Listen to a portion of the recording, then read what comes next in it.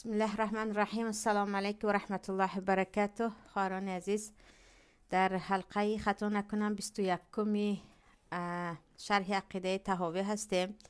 در یادتون باشد درسی گذشته درباره اولیا که ها اولیای الله هستند و آیا می تواند همه اولیا باشد، در این باره صحبت کرده بودیم. این چونین درباره زیاد شدن ایمان و عملهایی که ما را به پروردگار نزدیک میکند.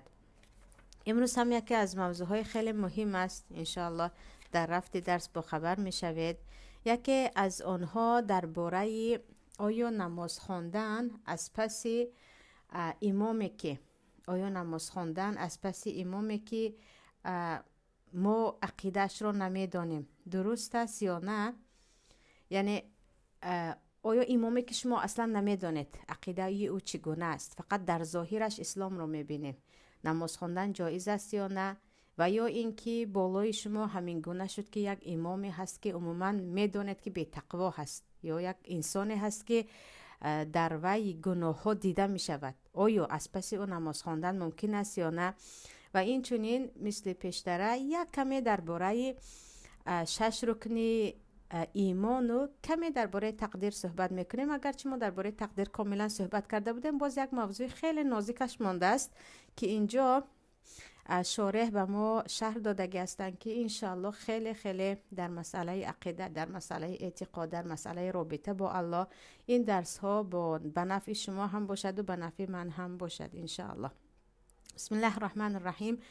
و اینجا میگویند، یعنی امام طحاوی، و اکرمهم عند الله اطوعهم و اتبعهم للقرآن، و در نزد الله گرامی ترین، محترم ترین شخصان آنهایی هستند که آنها اطوعهم یعنی سرخم میکنند در برابر قانونهای الله، قانونهای الله را اطاعت میکنند و این چونین پیروی قرآن میکنند. آنچه که در قرآن هست از پس آن میروند.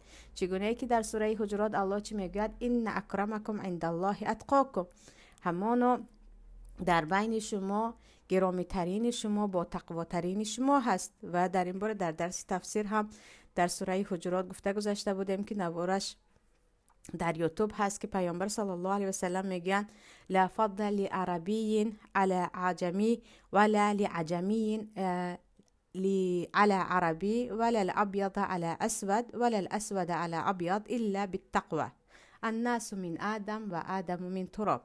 اصلا عرب بالای عجم غیر عرب برتری ندارد و یگان سفید پوست عجم هم بالای عرب ها برتری ندارد. یگان سفید پوست بالای سیاه پوست یا سیاه پوست بالای سفید پوست برتری ندارد، مگر اینکه با تقوا.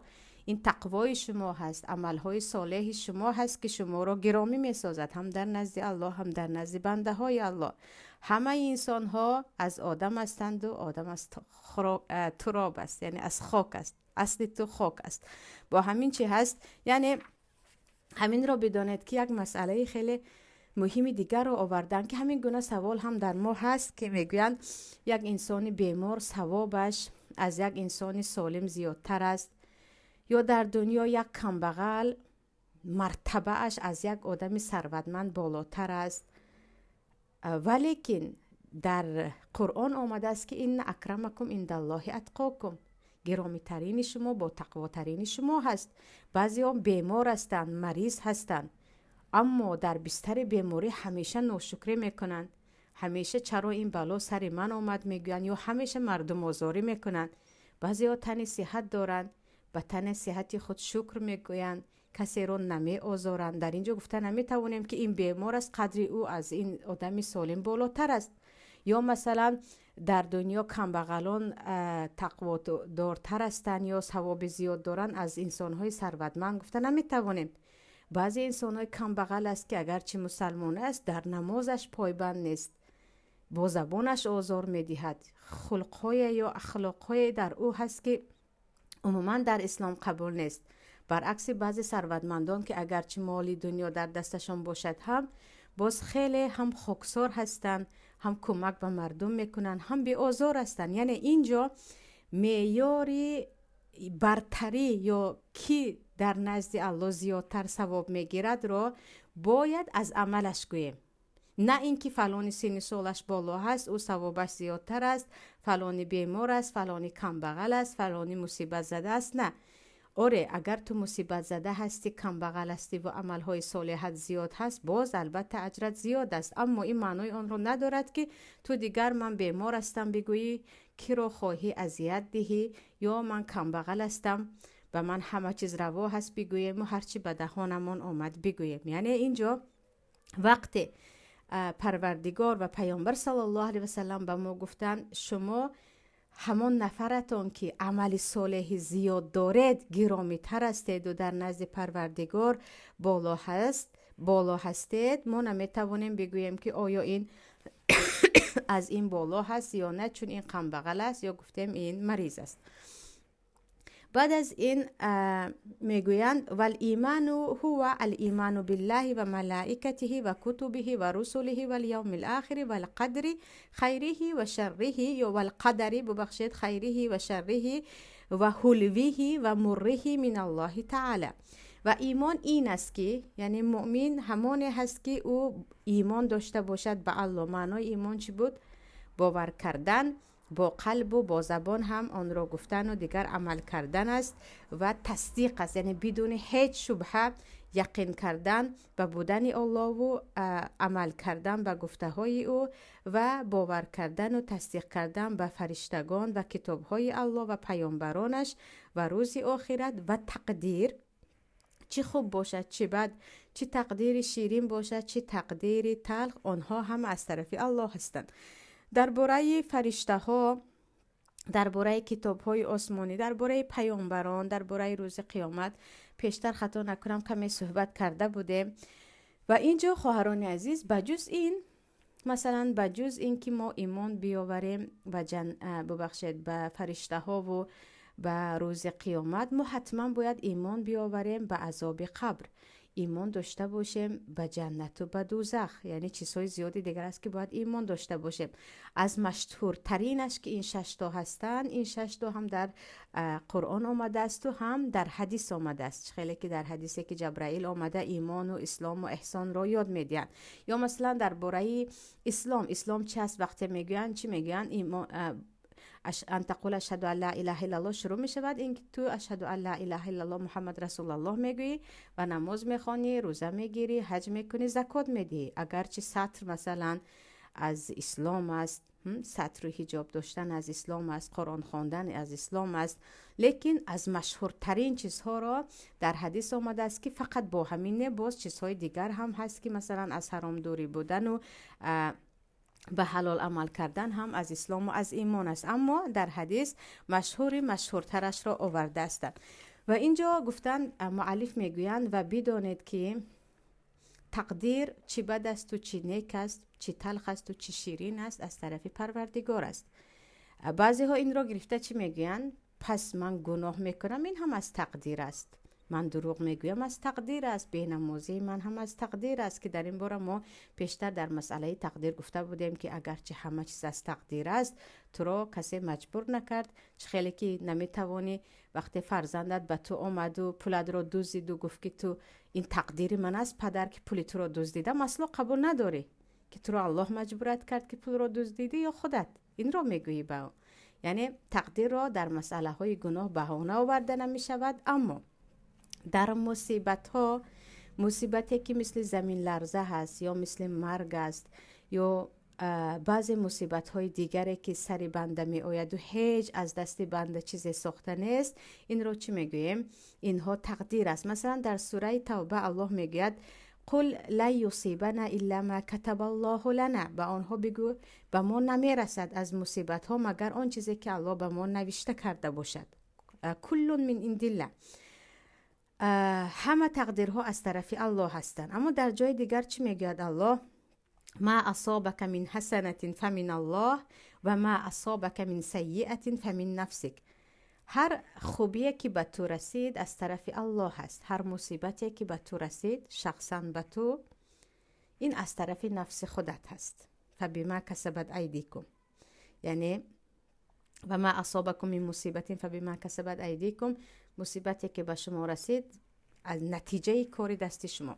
اینجا رو خیلی خوش رو جدا کردگی هستند ابن ابوالعز و میگویند بدانید که بلاهای عمومی که می آید مثل چه خیلی گفتم خشکسالی و زمین لرزه و از اینها همه از تقدیر است، از طرف الله هست. اما به خودت وقتی مصیبت میرسد، یکی گرفتار تهمت شدی، یک باره گفتیم خاراکتر فرزندانت تغییر یافت، یکی چیزهایی به تو شده ایستاده است که خواب آرام نداری، قلب آرام نداری، در این وقت به خود برگرد که الله چی میگوید و ما اصابکم من مصیبت فبما کسبت ایدیکم، یعنی به شخصیتی فقط خودت آن مشکلی را داشته باشه و دیگرها نداشته باشند. شاید که بعضی می شود امتحان می شود، بعضی می شود که از کارهایی که خودت کردی. خیلی که میگن تهمت کردی تهمت میشوی، غیبت کردی غیبتت میکنن، مال کسی را دزدیدی البته به مال تو هم چشم میکنن. یعنی بعضی بلاهایی که در خودمون هست در دیگرها نیست، شما فقط آن رو احساس میکنید. در این وقت باید کفت و کف کنیم که پروردگار شاید من یگان کار کردم که این به سر من آمد.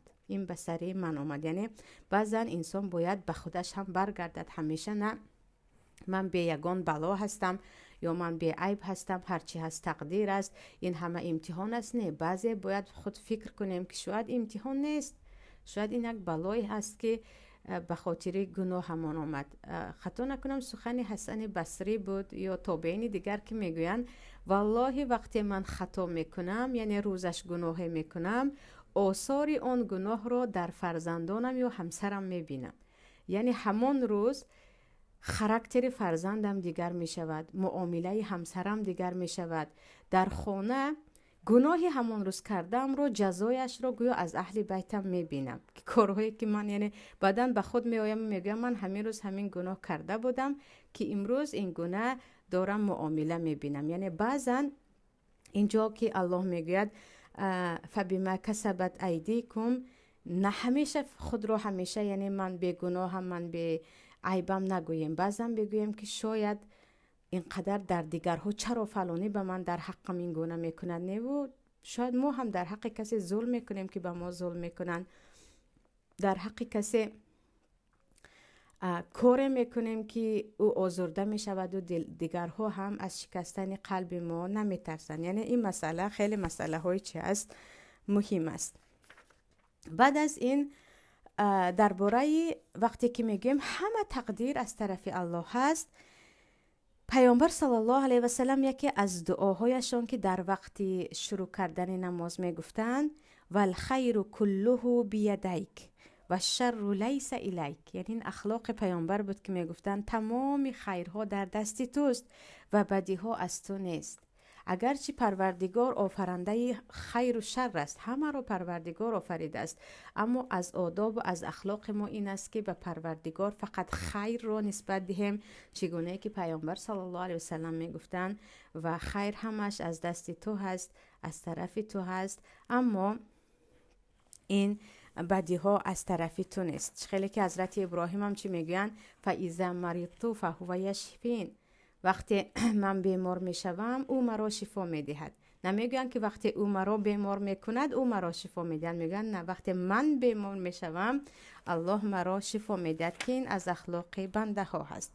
بعد از این میگویند و نحن مؤمنون بذلك کله لا نفرق بین احد من رسله و نصدقهم كلهم على ما جاءوا به، و مایان به تمام پیامبران ایمان داریم، بین آنها اصلا جدا نمیکنیم، مثل نصرانی ها و یهود ها که میگویند به پیامبران ایمان دارن اما چند نفر رو از جمله پیامبر صلی الله علیه و سلم رو قبول ندارن، نه پیامبریشان رو نه رسالتشان رو.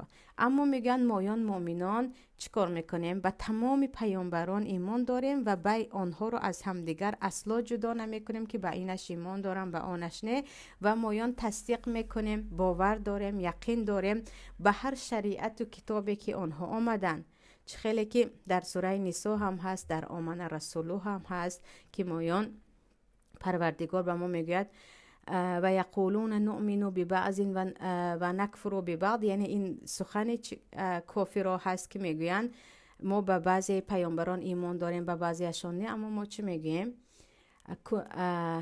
آمن الرسول بما انزل الیه من ربه والمؤمنون كل آمن بالله و ملائکته و کتبه و رسله لا نفرق بین احد من رسله. مؤمنان میگویند ما اصلا لا نفرق بین احد من رسله، بین یگان پیامبرها جدا نمیکنیم که به این ایمان داریم و به آن نه. بعد از این میگویند یکی از موضوعهای خیلی مهم است خواهران عزیز، موضوع این که یک نفر مرتکب گناه کبیره بود. یک نفر، ما وقتی که درباره یک نفر گپ میزنیم اینجا درباره مؤمنان مسلمان ها گپ داریم. کافرها از این موضوع ما بیرون است. عقیده ما درباره کی هست؟ مسلمان ها هست. وقتی یک نفر میگویم یکم چیزی که به ذهنتان میرسد مسلمان ها باشد، یعنی یک مسلمان وقتی مرتکب گناه کبیره بود، مثلا عرق نوش بود و مرد به توبه، یا اینکه یک نفر زنا میکرد، مسلمان بود و زنا میکرد، اگر حلال دانسته میکرد و پروا نکرد و مسئله کفر چیزی دیگر است، نه دانست گناه هست و باز میکرد، به نفسش زوری کرده نمیتوانست. یا یک نفری دیگر که مرتکب گناه کبیره دیگر بود و به توبه از دنیا رفت، حالی وی چی میشود؟ حالی او چی میشود؟ آیا الله او را میبخشد یا نه؟ یعنی موضوعی که الان شروع میکنیم آن است. و میگویند، یعنی امام طحاوی، و اهل الكبائر من امت محمد صلی الله علیه و سلم فی النار لا یخلدون، و آنهایی که از امت محمد اهل کبائر هستند، به گناه کبیره دست زده‌اند، ابدالآباد در دوزخ نمیمانند. آنها اگر که داخل دوزخ شدند که پروردگار اگر خواست به توبه آنه که رفت فقط این که به شرک دست نزده باشد میبخشد، که کمی پایانتر میخوانیم میگویند خالدن مخلد، یعنی دائمی در دوزخ نمیمانند. اذا ماتوا و هم موحدون، به شرط اینکه آنها از دنیا با ایمان رفته باشند، یعنی مؤمن ایمان به الله داشته باشند و به خیلی گفتیم ایمان فقط به الله کفایه نیست، عمل کردن به شریعت. اما یکی می شود که تو مؤمن هستی، به الله ایمان داری، باز یک گناه های پنهان یا آشکاری کبیره داری. و این لم یکونوا تائبین، اگرچه آنها توبه نکرده باشند، بعد ان لقوا الله عارفین و هم فی مشیئته و حکمه ان شاء غفر لهم و عفا عنهم بفضله كما ذكر عز وجل في كتابه و یغفر ما دون ذلك لمن یشاء و ان شاء عذبهم في النار بعدله ثم يخرجهم منها برحمته و شفاعة الشافعين من اهل طاعته ثم يبعثهم الى جنته و ذلك بأن الله تعالى مولى أهل معرفته ولم يجعلهم في الدارين كأهل نكرته الذين خابوا من هدايته ولم ينالوا من ولايته.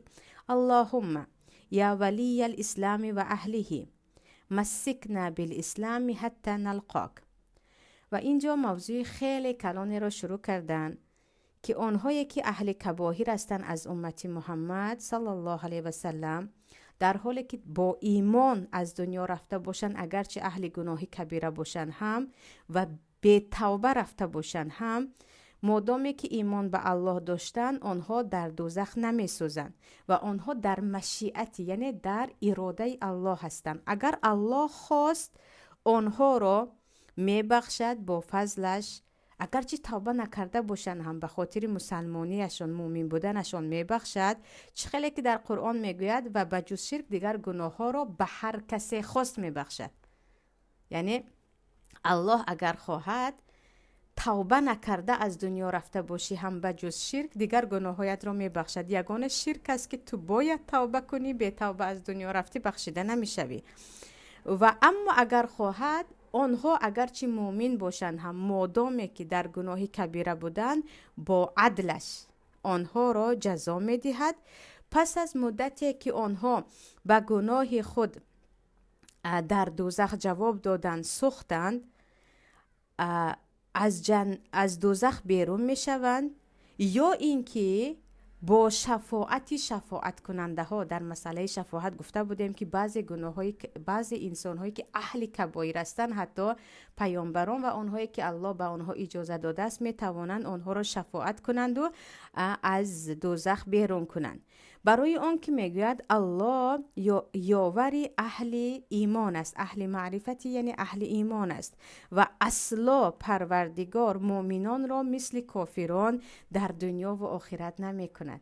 یعنی اصلا فکر نکنید که یک مؤمن قدرش مثل یک کافر است، یا پروردگار نعوذ بالله و ما الله یرید ظلما للعباد، یا اینکه و ما انا بظلام للعبید. میگوید الله اصلا پروردگار به بنده هایش در دنیا و آخرت به مؤمنان ظلم نمی کند و اصلا قدر یک مؤمن در دنیا یا آخرت از کافر پایان نیست.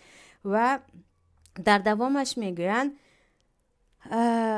پروردگارا یا ولی الاسلام و اهله، ای ولی اسلام و اهل اسلام، ما را تا زمانی که تو را ملاقات نکردیم یا تا دم مرگ در اسلام پایبند بدار، که در بارش کمی بعد صحبت میکنیم. اولا اینجا گفتن اهل کبائر مؤمنانی که به گناه کبیره دست زدن و توبه نکردن. برای اینکه توبه کنید گناه های کبیره بخشیده می شود، چه زنا باشد، چه عرق نوشی باشد، یگانه چه خیلی پیشتر گفتیم مال کسی را گرفته باشد، دزدیده باشد، با توبه مالش را برگردانیده می دهید، یا اینکه امانتی کسی در دستتان باشد.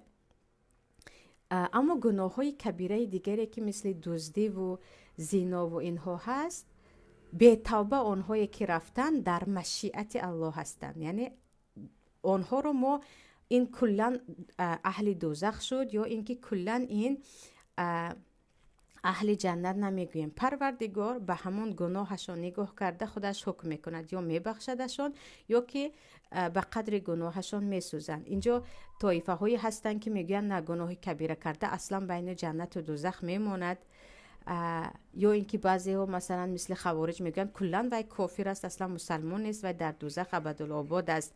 لیکن گناه کبیره وقتی میگویم خواهران عزیز، چی چیز گناه کبیره است؟ اینجا تقریبا نمیدونم تا 10-11 تا چیز آوردگی هستن، اما قول راجحش این است که گناه کبیره و گناه صغیره از کبیره چی فرق دارد. برای اینکه گناه های صغیره خواهران عزیز از این نماز تا آن نماز، نمازهای 5 وقته شما حتی توبه نکنید هم اون گناه ها را محو میکند، یعنی اون گناه ها را از بین میبرد. یا از این رمضان تا آن رمضان، از این جمعه تا آن جمعه، هر عمل صالحی که شما میکنید گناه های صغیره شما میرود. گناه های کبیره گناه هایی هستند که توبه نکردید، با عملهای صالح اون گناه ها رو نصف کرده نمیتوانید، حتما باید توبه کنید. یکی توبه نکرده از دنیا رفته، در مشیت الله هستید، یعنی در اراده الله هستید که الله خود شما رو یا میبخشد یا اینکه داخل دوزخ میکند به قدر آن گناهتون، که دیگر میدانیم مدت دوزخ مثل مدت دنیا نیست که 1 ساعت و 2 ساعت بسوزید و آتشش هم عذابش هم نیست. ولیکن سوال اینجا هست که گناه کبیره چیست؟ چرا گناه کبیره میگویند؟ یا گناه صغیره چیست؟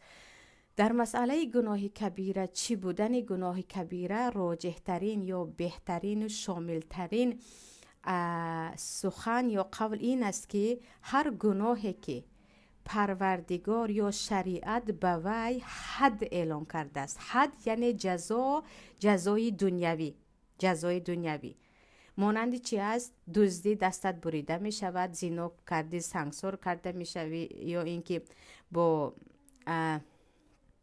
شلاق می زنندت، یا مثلا وقتی که مقاطع میگن یا قاطع الطریق میگن راهزنی کردی، مثلا باز دست و پایت بریده می شود. یعنی هر گناهی که به وی جزا الله اعلان کرده است یا پیامبر اعلان کرده، مثلا عرق رو پیامبر میگن بزنید، در بعضی قول ها با 40 شلاق، در بعضیش تا 80 تا. هر گناهی که به وی یک جزای در دنیا از زبان پیامبر یا خود پروردگار اعلان کرده است که همین گناه رو جزایش رو در دنیا دهید، یا هر گناهی که الله گفته است جزای اینها در جهنم است، مانندی مثلا ریباخورها، پرتسین خورها رو پروردگار چی میگویند؟ اینها در جهنمند. یا اینکه هر گناهی که پیامبر یا الله آن را لعنت کردن، کنندش را مثل پیامبر مثلا لعنت کردن، زنی که قش میچیند یا قش دیگران را میچیند، به خود موی میچسباند یا رفته میچسباند، عموما تغییر خلق الله میکند. و یا اینکه هر گناهی که الله گفته است من بالای اینها غضب کردم، یعنی یا پیامبر در حدیث ها این گناه ها از کبائر گفتن. مثلا پیامبر صلی الله علیه و سلم در حدیث ها در بخاری زیاد هستند، 7 عمل از کبائر یا چند عمل از کبائر گفته شمرده بعد می روند: شرک آوردن، کشتن کسی، زنا کردن، جادوگری، بعد از این می آید تهمت کردن زنهای پاک دامن، در وقت جنگ با دشمن گریختن، یا خوردن مال یتیم، یا گفتیم خوردن ربا یا پرسنت، یا عاق پدر و مادر بودن، یا اینکه قسم به دروغ خوردن، یا اینکه بر دروغ شهادت دادن. اینها رو همش رو پیامبر مثلا صلی الله علیه و سلم در حدیث ها من الکبائر گفته هستند، از گناه های کبیره. پس گناه های کبیره چی هست؟ وقتی میگویم گناه، همون گناهی که اولا آسان ترینش پیامبر این گناه از کبائر گفتن در حدیث ها در بخاری مسلم هستند. چه خیلی گفتیم عق پدر و مادر بودن از کبائر گفتن، یا زنا از کبائر گفتن، یا خوردن مال یتیم از کبائر گفتن. و این چنین هر گناهی که الله به کنندش لعنت فرستاده است، یا هر گناهی که مثلا برای تهمت کننده ها در سوره نور آمده است: ان الذين يحبون ان تشيع الفاحشه بالذين امنوا، گفته آمده است که دوامش به آنها لعنت الله در دنیا و آخرت آمده است. یا ان الذين فتنوا المؤمنین و المؤمنات، اونهایی که به فتنه می اندازند مؤمنه و مؤمنه ها را. یعنی هر گناهی که پیامبر از کبائر گفتن، یا الله به کنندش لعنت فرستاد، یا پیامبر الله لعنت فرستاد، یا الله کنندش را به دوزخ ببخشید، وعید کرد که جای این عمل کننده های اینها در دوزخ هستند، یا اینکه برای کننده هایش در شریعت حدی هست که همگی خطا نکنم فقط 7 گناه هست که برای وی حد، یعنی در دنیا جزا هست، دیگر نیست. اما کبائر را در حدیث های زیاد پیدا میکنیم، بعضیا تا 40، بعضیا تا 70، بعضیا از آن هم زیادتر میشمرند. انا همین کننده های کبائر که الله لعنت کرده است یا به غضبش گرفتار کردن را در قرآن گفته است، یا مثلا پیامبر از کبائر گفتن، خواهران عزیز، اینها کافر نیستند در نزد اهل سنت و جماعت. یعنی یک مسلمانی که ایمان به الله دارد، ایمان به پیامبر دارد، نماز میخواند، روزه میگیرد، اما زیناکار است، پرسنت خور است، یا گفتیم دیگر گناه های کبیره، دزد است مثلا، این انسانی هست که اگر توبه نکند الله شاید این را بسوزاند یا با رحمتش ببخشد. اما توبه کرد، این وعده الله هست که ان الله یغفر الذنوب جمیعا، تمام گناه ها را میبخشد. ولیکن کننده گناه های کبیره وقتی که همون گناه را حلال میداند، من زنا میکنم و این چیز برای من حلال، من آیت را قبول ندارم، من با پرسنت مشغول هستم، به من آیت پرسنت رو نخوان، این چیز برای من حلال، حاضر زمان دیگر است، نعوذ بالله اینها از دین خارج میشوند. چرا؟ چون انکار میکنن، حرام را حلال میگوین، آیت را انکار میکنن، این انسان از دین خارج می شود. اما من به نفسم زوری کرده نمیتوانم، میدانم خطا هست لیکن باز به همین گناه دست میزنم. اینها رو چی میگن؟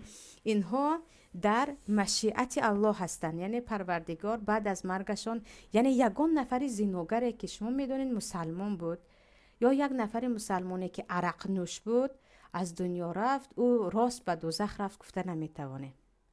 آره گناهگار از دنیا رفت، او راست به جنت، بعد از کمی میخونم که او راست به جنت رفت، گفتم نمیتوانه، مسلمان بود. اهل کبائر در مشیت الله هستند، الله روز قیامت خواهد آنها را میبخشد، نخواهد آنها را نمیبخشد. یگانه از گناه های کبیره شرک است که در قرآن آمده است کنندش اگر توبه نکند 1000، یعنی من نماز میخونم باز در شرکم هستم، همین گناه ها هم هستن، آره نماز هم میخوانند، قبر پرستی هم میکنند، الله هم میگویند خوجه خضر مرا مدد کنند و ابو حنیفه مرا مدد کنند و ابو حنیفه برکت زندگی فرزندانت را دهند و این گونه دعاهای شرکی بر الله هستند. انسان مشرک، انسانی که به الله شرک آورده است، اگر او دیده و دانسته شرک میکرد و دستکشی از اون شرکش نداشت و از دنیا رفت، او رو ما نمیتوانیم بگیم الله خواهد میبخشد، چون که الله چی میگه؟ ان الله لا یغفر ان یشرک به و یغفر ما دون ذلک لمن یشاء. الله اصلا نمیبخشد کسانی که به او شرک ورزیدن و به جز شرک را به کسی خواهد میبخشد، یعنی بدون توبه. اما توبه کرد مشرک رو هم الله میبخشد. توبه تمام گناه ها را میتواند محو کند. توبه وقت نصوح است. فقط پیشتر هم در درس تفسیر خطا نکنم گفته بودیم بعضی گناه های هست که شما در حق بنده های الله ظلم کرده. در درس عقیده هم گفته بودیم در اینجا شما باید با اون انسان حلالی بکنید، یعنی یا در دنیا اگر نتوانسته در قیامت از ثواب ها به او داده می شود. پروردگار با عدل خودش با آن همه بزرگیش از نام یک بندهش یک بنده دیگرش را عفو نمی کند و چه خیلی که در حدیث آمده است حتی حیوان هایی که به هم ظلم کردن در روز قیامت اگرچه حیوان ها جنت و دوزخ نمی روند آنها خاک می شوند، اولا از هم دیگر قصاص می گیرند.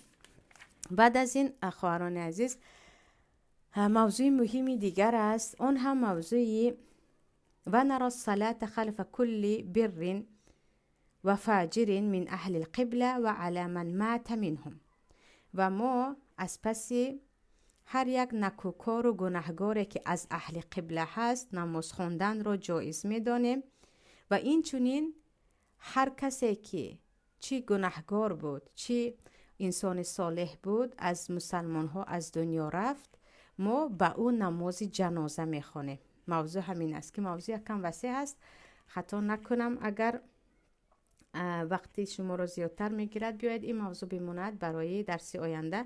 حالا باشد میتوانیم سوال ها رو بدیم و چه خیلی گفتم خواهرانی که مشکل ندارد صدای من گفتید میدادید بهترین میشد. شروع میکنیم.